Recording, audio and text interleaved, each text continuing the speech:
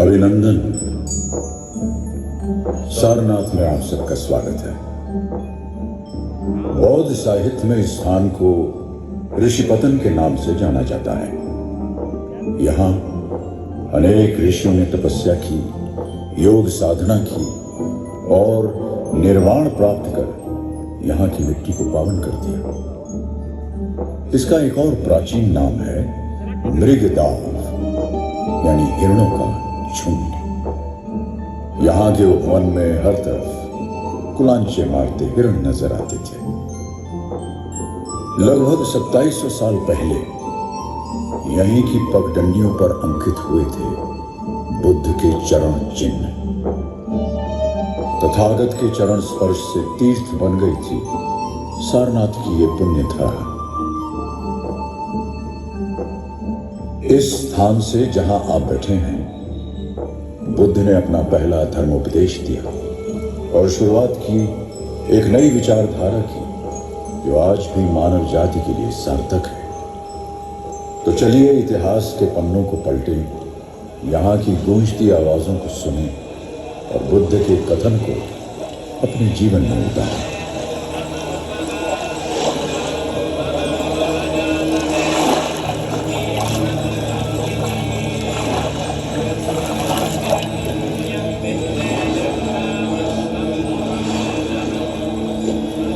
कुछ ही दूर एक शहर है, दुनिया के सबसे प्राचीन शहरों में से एक शहर जो इतिहास में कई नामों से जाना गया। सबसे पहले काशी, फिर बनारस और अब वाराणसी।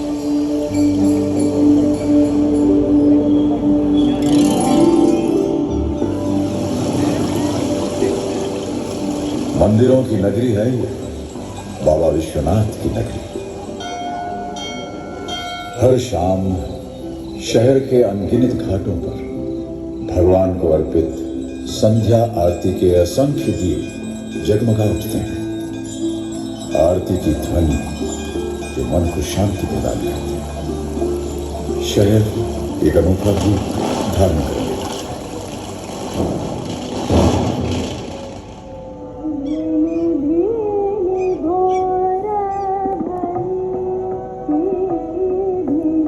यहाँ कई प्रसिद्ध संगीतकारों ने जन्म लिया और पले बढ़े।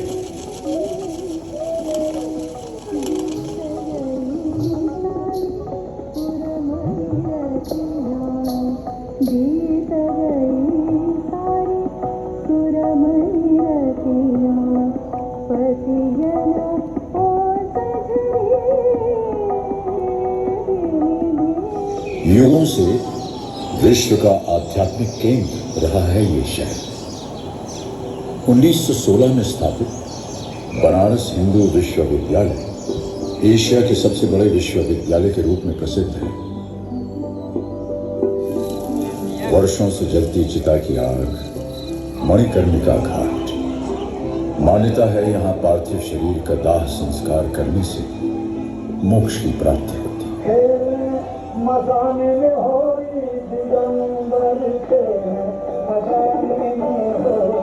महादेव तो रोज यहाँ होली खेलते हैं, रोज होली का दहन होता है।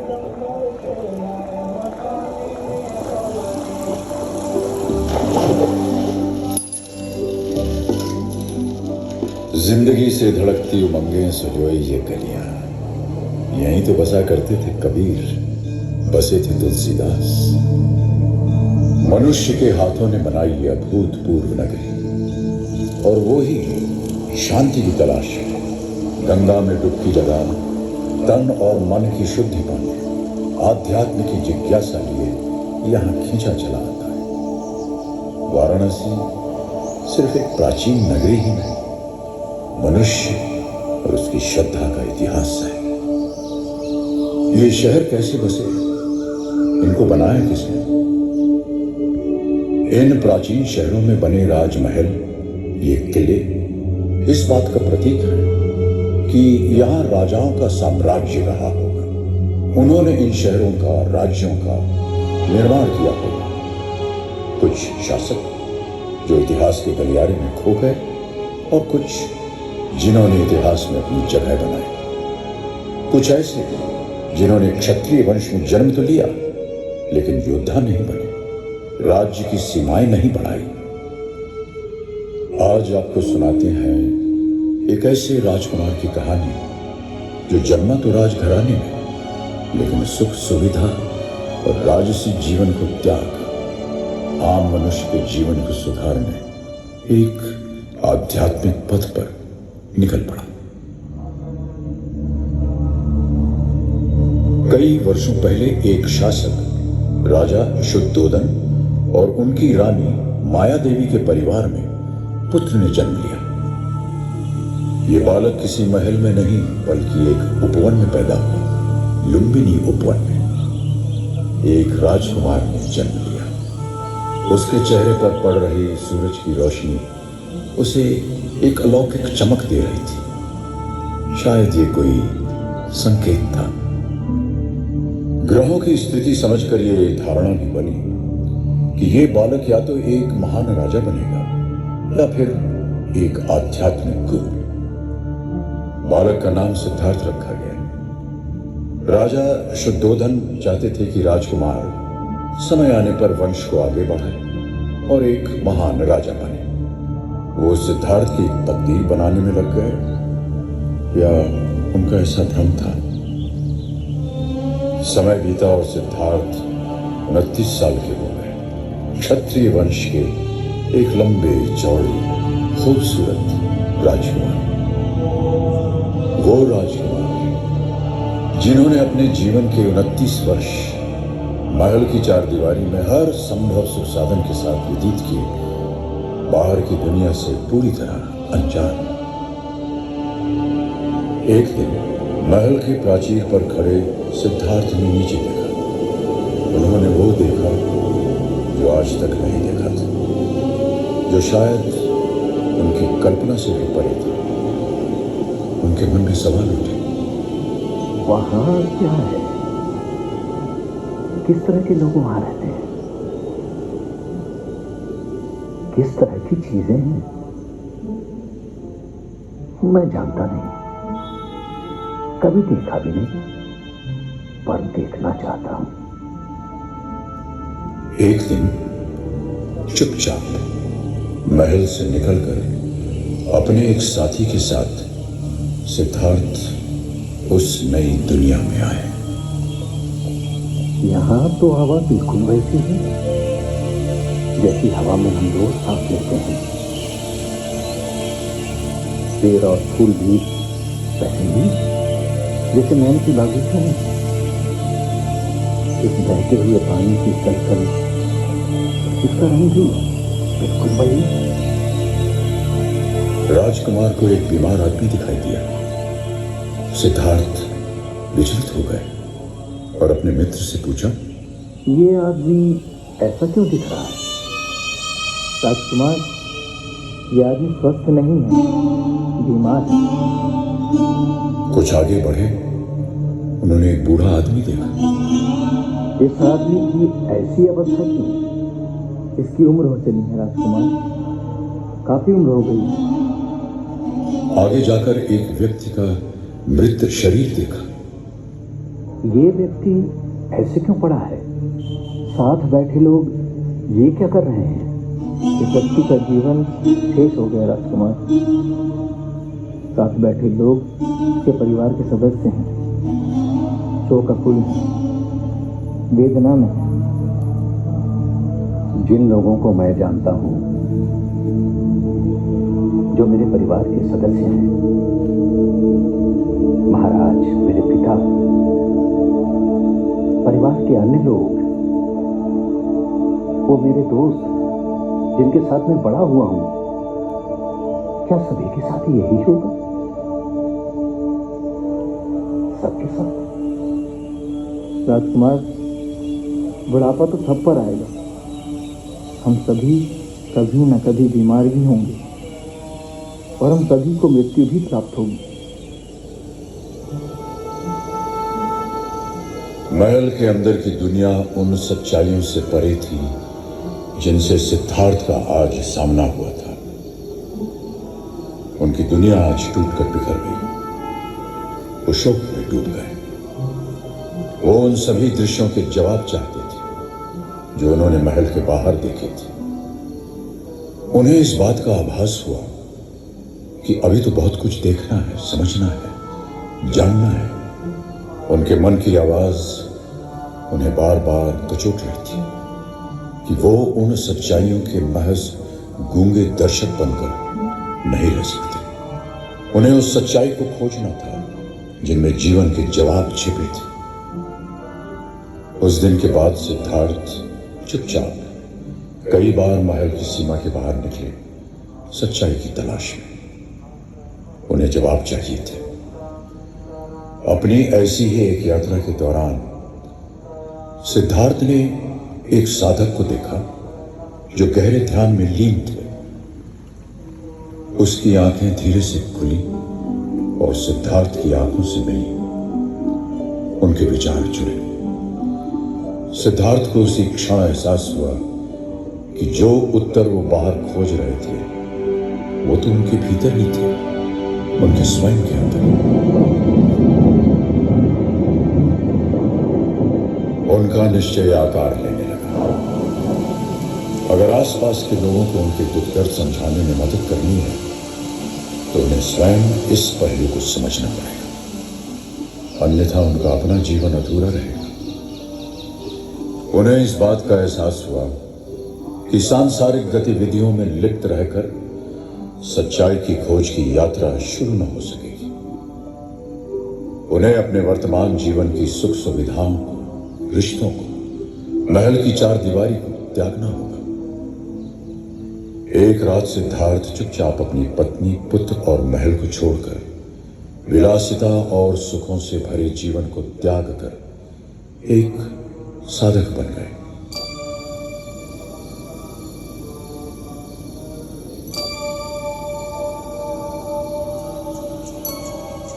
नए रास्तों और दिशाओं में चलते हुए सिद्धार्थ कई भिक्षुओं और ध्यान सिखाने वाले गुरुओं से मिले। उनकी पद्धति सीखी और उसमें महारत हासिल की।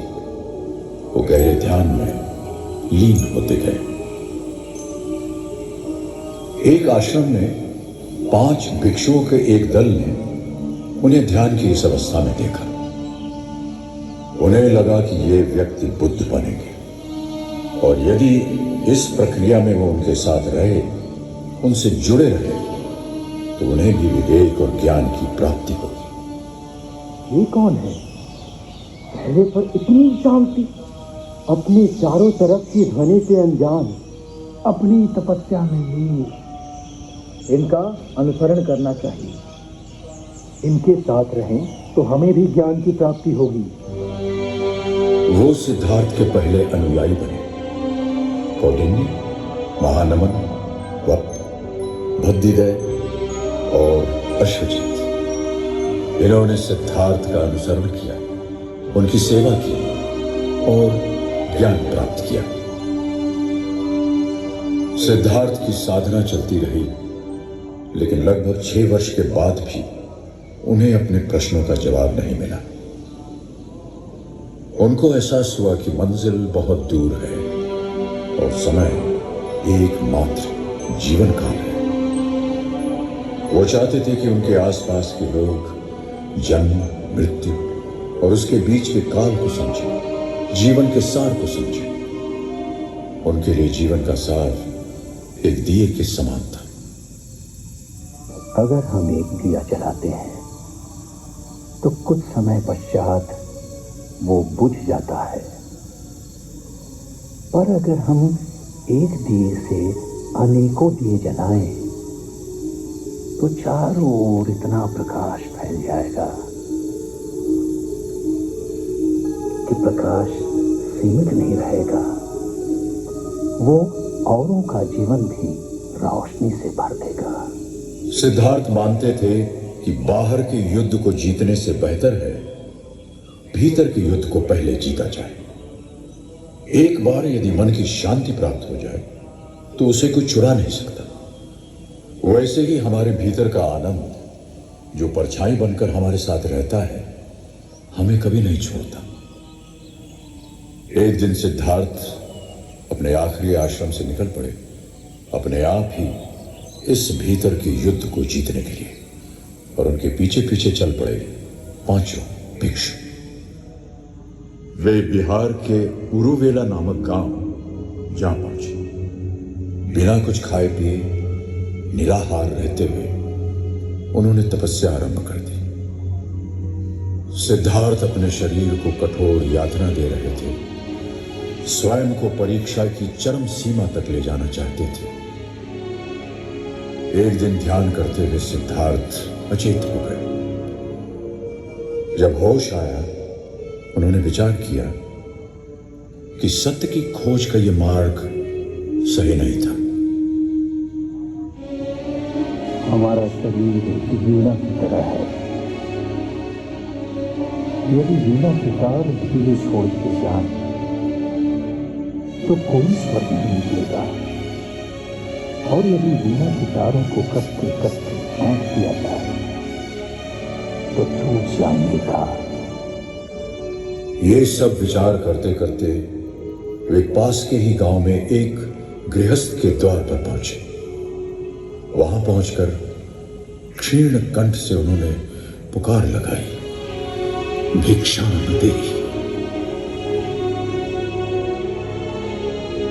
सिद्धार्थ का ये रूप देखकर पांचों अनुयायियों को लगा उनके साथ धोखा हुआ है। ये तो अपनी तपस्या छोड़ भिक्षा मांग रहे हैं, अपना ध्यान तोड़ दिया। ये कैसे सन्यासी हैं? जो अपने मार्ग से भटक जाए वो हमें क्या ज्ञान देंगे? हमें अपना मार्ग ढूंढना होगा, अपना पथ, वरना हम भी भटक जाएंगे। यही सोचकर उन्होंने सिद्धार्थ का साथ छोड़ दिया। और उधर सिद्धार्थ ने निरंजना नदी के किनारे एक पीपल के पेड़ के नीचे अपनी तपस्या और साधना का क्रम दृढ़ संकल्प से शुरू किया। चाहे काया कंकाल हो जाए, शरीर का खून सूख जाए, जब तक ज्ञान की प्राप्ति नहीं होगी मैं इस स्थान से नहीं उठूंगा। अंततः लगभग 40 दिन बाद पूर्णिमा के दिन सिद्धार्थ के रूपांतरण का क्षण आ ही गया। उन्हें आत्मज्ञान प्राप्त हुआ। वे बुद्ध कहलाए। वो पीपल का वृक्ष आज बोधि वृक्ष के नाम से और स्थान बोध गया के नाम से जाना जाता है। बुद्ध सोचने लगे कि वो इस अलौकिक ज्ञान का प्रसार कैसे करें। कौन उनके इस ज्ञान को समझने के लिए पूर्ण तैयार है। उनका ध्यान उन 5 भिक्षुओं पर गया जो उन्हें छोड़कर जा चुके थे। बुद्ध निकल पड़े सारनाथ की ओर। यात्रा और ध्यान करते हुए बुद्ध सारनाथ पहुंचे। बुद्ध के कदम रखते ही वहां का सारा वातावरण मानो निशब्द हो गया। जो बुद्ध को साधना भ्रष्ट समझते थे, वो बुद्ध के चमकते चेहरे की अनोखी आवा देखकर विनम्र हो गए। कौटिन्य, महानमन, वप, भद्दीदय और अश्वजीत। बुद्ध अपने इन 5 पुराने शिष्यों को उस स्थान पर मिले जो आज चौखंडी स्तूप कहलाता है। उन 5 भिक्षुओं को एहसास हुआ कि बुद्ध के कृतियों को गलत समझना उनकी एक भारी भूल थी। उन्होंने बुद्ध के चरण पखारे और उनका आदर सत्कार किया। बुद्ध मुस्कुराए और अपने शिष्यों की जिज्ञासा भांपकर अपना पहला धर्मोपदेश देने के लिए इस परिसर के उस स्थान पर बैठे जहां ये विशालकाय धम्मेक स्तूप बना हुआ है। अपने आध्यात्मिक यात्रा के दौरान मैंने जीवन के 4 सत्यों का अनुभव किया। मैंने इस मूल सत्य को जाना कि जीवन मरण का चक्र दुखों से घिरा है। दूसरा सत्य ये कि इन दुखों का कारण हमारी तृष्णाएं या इच्छाएं। तीसरे सत्र ने एहसास कर पाया कि इन इच्छाओं को त्यागने से ही जीवन के दुखों से मुक्ति मिलेगी। त्याग करने के लिए अपने आप को पीड़ा देने की जरूरत नहीं, सिर्फ अष्टांग आदर्शों वाले मध्य मार्ग को अपनाना होगा। यही वो चौथा सत्य है जिसे मैंने समझा, अपनाया और मोक्ष प्राप्ति की लक्ष्य की ओर चल दिया। बुद्ध कुछ दिन यही मूल गंधकुटी विहार में रहे। बुद्ध की शिक्षा बहुत साधारण थी। वे जीवन की तमाम समस्याओं को बड़े साधारण तरीके से सुलझाते थे। एक बार एक औरत अपने बेटे का मृत शरीर लेकर उनके पास आई और बोली, इसे जीवित कर दीजिए प्रभु, मेरे पुत्र को जीवित कर दीजिए, जीवित कर दीजिए। अवश्य कर दूंगा, पर इसे जीवित करने के लिए किसी एक ऐसे घर से सरसों के दाने लाने होंगे जहां कभी किसी की मृत्यु ना हुई हो। यह संभव नहीं था, क्योंकि मृत्यु जीवन का एक ऐसा सत्य है जिससे कोई बच नहीं सकता। ये बात औरत को समझने में देर नहीं लगी। एक बार एक किसान उन पर गालियां बरसाने लगा। थोड़ी देर बाद किसान थक गया, पर बुद्ध ना तो विचलित हुए न ही नाराज। किसान रोने लगा और उनसे पूछा, मैं इतनी देर से तुम्हें गालियां दे रहा हूं, तुम्हें क्रोध नहीं आया? मेरे भाई, मैंने तुम्हारी गालियां स्वीकार कहां की? वो तो तुम्हारे पास ही है, तो मुझे क्रोध क्यों आएगा? क्रोध हमारा नहीं है, ये हमारी कोई मदद नहीं करता। ये हमारे मन की शांति नष्ट कर देता है। हमारे अंदर विचारों का, भावनाओं का कितना ही तेज मंथन हो, इसके स्थिर होने पर पता चलेगा कि पीछे एक ठहराव है, एक अलौकिक शांति।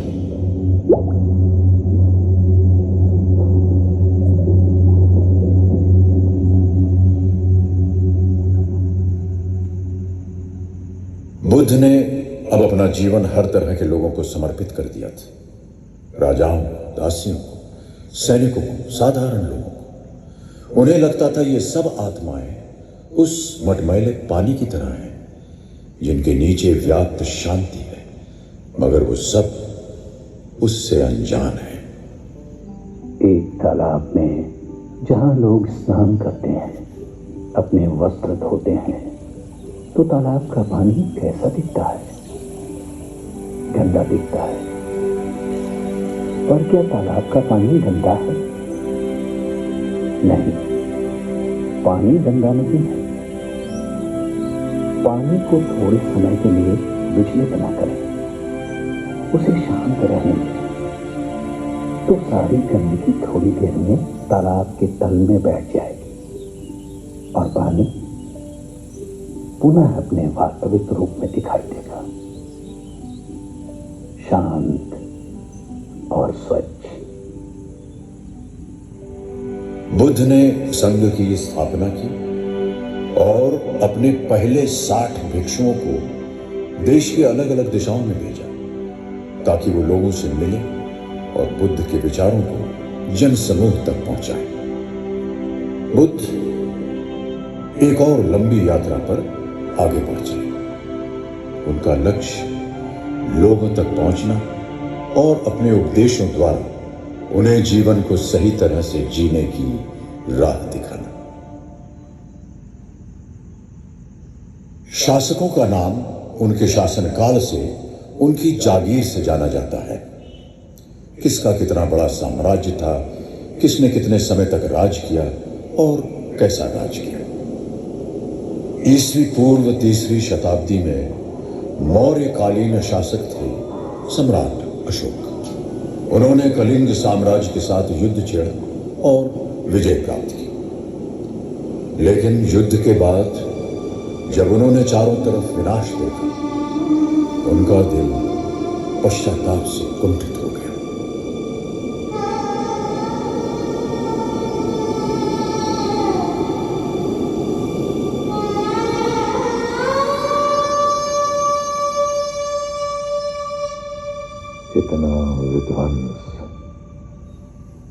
इतना विनाश अब और नहीं, अब युद्ध नहीं।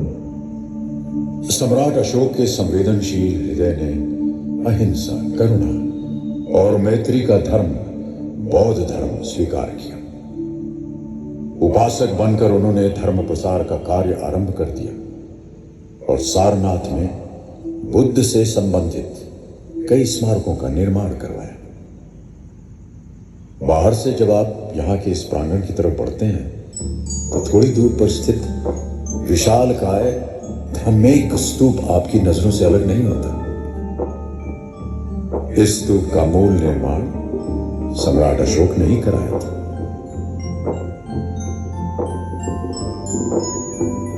सारनाथ में एक विशाल स्तंभ के कुछ अंश आज भी हैं जिसे सम्राट अशोक ने बनवाया था। इस स्तंभ के ऊपर 4 शेरों वाला सम्राट का राज चिन्ह और धर्म चक्र बना हुआ था, जो आज भारत का राष्ट्र चिन्ह बन गया है। सम्राट अशोक ने धर्मराज का स्तूप और बौद्ध भिक्षुओं के रहने के लिए विहारों का निर्माण करवाया। सारनाथ में बुद्ध के निवास स्थल मूल गंधकुटी विहारा बनवाकर उन्होंने बुद्ध के प्रति अपनी श्रद्धा अर्पित की। बुद्ध थे तो एक आम मनुष्य जो युवराज के रूप में पैदा हुए, अपने आसपास के जीवन को देखा, दुख दर्द को देखा और एक लंबी यात्रा पर निकल पड़े। उनकी देशना, उनके वचन हमारे वर्तमान दौर में और भी सार्थक है। सारनाथ भारत का एक बौद्ध तीर्थ है, बौद्ध धर्म का संपूर्ण संसार है। बुद्ध के चरणों की कंपन, उनकी वाणी की गूंज मानो आज भी यहाँ के स्तूप, अशोक स्तंभ और विहारों के अवशेषों में बसी हुई है।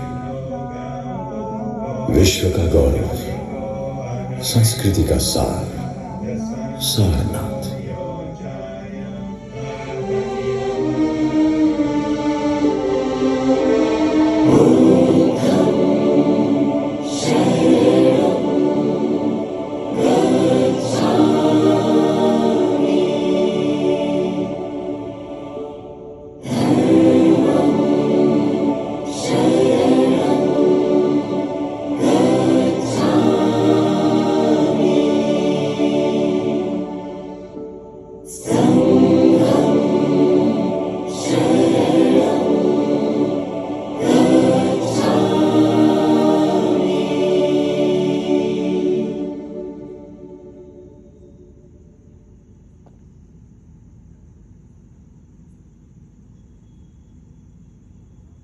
क्या बात होगी? हाँ?